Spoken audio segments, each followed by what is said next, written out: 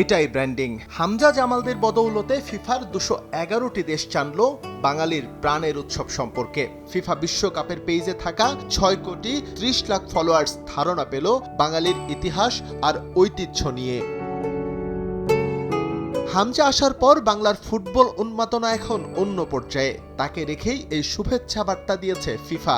সতীর্থ হিসেবে আছেন জামাল, তপু, তারিক কাজীরা। শুভ নববর্ষের ব্যানার আর বিভিন্ন প্রতিকৃতি হাতে নিয়ে ফুটবলারদের আনন্দ শোভাযাত্রা। ছবিটি আর্টিফিশিয়াল ইন্টেলিজেন্স দিয়ে তৈরি করা হলেও তার নজর কেড়েছে সবার।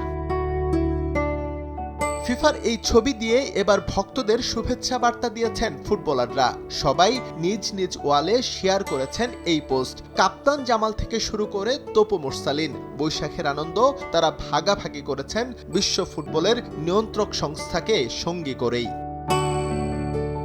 হামজা জামালদের পাশাপাশি ফিফার পেজে জায়গা পেয়েছেন সাফজয়ী নারী ফুটবলাররাও। 2022 সালের দক্ষিণ এশিয়া শ্রেষ্ঠত্বের ট্রফির সঙ্গে নববর্ষের শুভেচ্ছা জুড়ে দিয়ে শুভকামনা জানানো হয়েছে ফিফার অন্য একটি পেজ থেকে।